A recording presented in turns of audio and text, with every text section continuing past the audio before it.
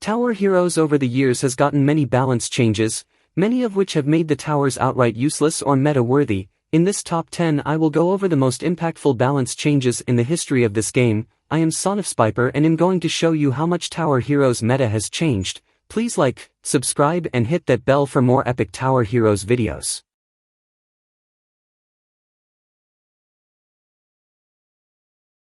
Starting off at number 10, we have Branch during the Cloudy Catastrophe update. This made his damage go from 25 to 23, crippling its DPS and crowd control capability. Given how overpowered Branch was back then, I think this nerf was deserved, and the damage nerf made him a lot more balanced. But obviously Branch is still used a lot to this day, which is why it's only at the number 10 spot.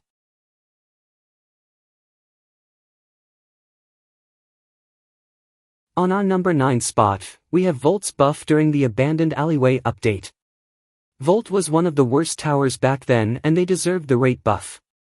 Going from 0.35 rate to 0.34 rate, this change made their DPS a lot more consistent and able to deal with enemies a lot better. This was overshadowed by other buffs to Volt, which is why it gets the number 9 spot.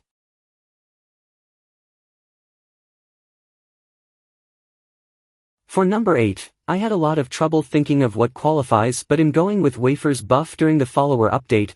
Wafer was hideously expensive for doing such little damage, and this update increased the RNG damage range from 32 and 71 to 34 and 75. Wafer dealing 75 with good RNG was a massive change and made him meta at the time.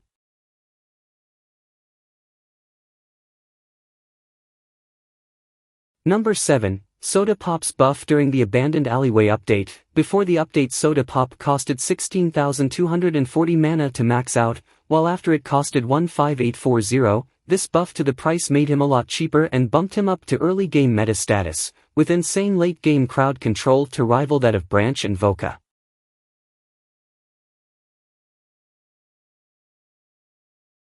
For our 6th spot, we have Bunny during the Pumpkin Paranoia update. Before the update, Bunny was undisputed early game meta due to their insanely cheap price. The nerf made level 2 deal 10 damage instead of 14 and level 3 costs 2,400 instead of 1,800. This made their early game a lot less dominant and made them require a bit more support from his other early game buddies like MyTake and Slime King.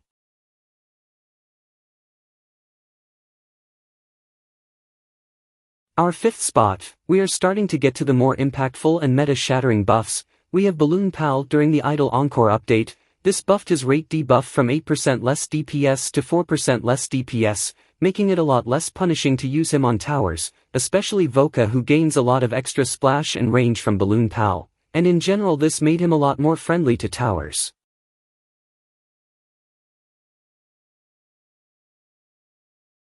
Fourth spot is Fracture's buff during the Make a Cake update. This one made his footprint a lot smaller while nerfing his damage slightly to compensate for the fact you can place a lot more, which is honestly valid and made him a lot better at what he was intended to be.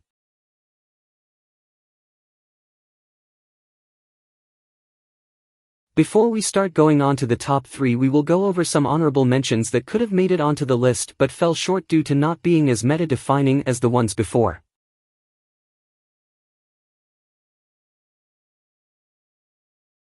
First honorable mention is Yasuke getting his ability cooldown increased from 40 seconds to 60 seconds. This made doing his Dragon Flame move a lot more punishing and more exclusive towards bosses. This was a fairly deserved nerf as Dragon Flame was a very overpowered move.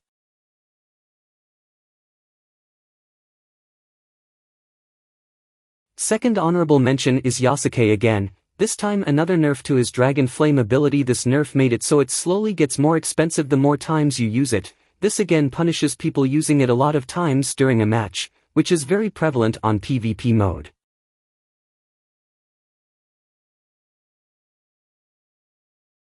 Third honorable mention is Spectre's nerf during the Make a Cake update. This update was infamous for its many nerfs and buffs. This update made level 3 Spectre cost go from 2,800 to 3,300, making buffing early game units a lot harder due to the increased price for 40% damage, which was used to assist early game heroes like Dumpster Child and MyTake to do a lot more damage and break health thresholds easier.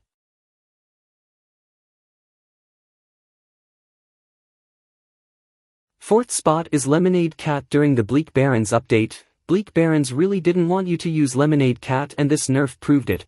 Her placement mana increased from 200 to 300 mana, which made using her for early game mana a lot less viable. This nerf was so impactful that it was very quickly reverted and forgotten about.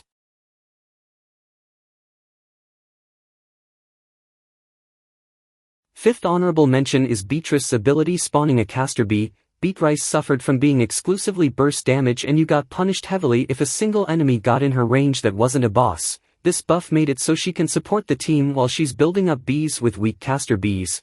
Obviously they're weak because it's Beatrice, but this was a very deserved buff and made her be able to be used a lot more comfortably.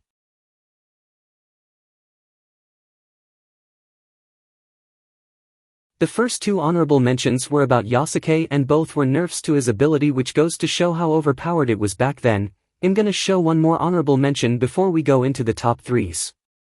Our last honorable mention goes to Slime King. Not only did the level 1 slimes get a very slight speed nerf because of how cost-effective they were in quick recon, but this isn't the main reason why I put him there. This hero received the biggest nerf in this top 10. The ability cost now scales based on use, which nerfed how many times you can use it per game. 7k health every minute was insanely overpowered, and I can't blame them. He really could have been in the top 3, but this isn't really that big of a nerf.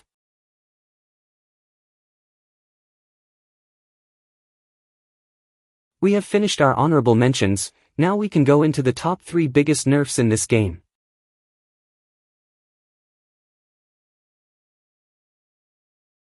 On our number 3 spot we have Cart Kid. During the Make a Cake update, another Make a Cake nerf.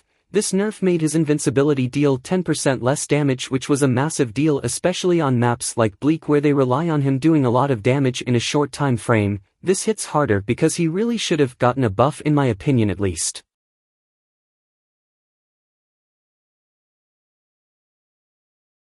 Our number 2 spot we have Hot Dog Frank. Hot Dog Frank used to be an insanely good tower. During the Doors update his level 3 rate was nerfed from 2.3 rate to 2.35 rate, which was a deserved nerf for such a cost-effective level. As a bonus spot, we have the nerf in Idle Encore where level 5 went from 90 damage to 87 damage, which was also deserved.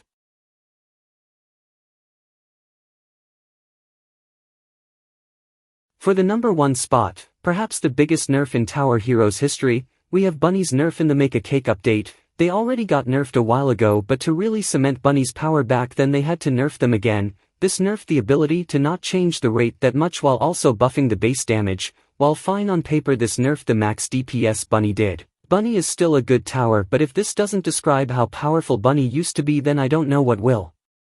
Thank you for watching our top 10 picks for the biggest balance changes in Tower Heroes history. This game has gone through a lot, and this really shows how much the meta evolved into the perfect one we have right now. While there's still a lot of room for improvement, as balancing is a constant process and you can't really finalize balancing, this goes to show how different the meta used to be and how quickly it evolved. This really goes to show how much Tower Heroes evolved over the years with questionable changes to meta-shattering updates. This game's meta changed a lot.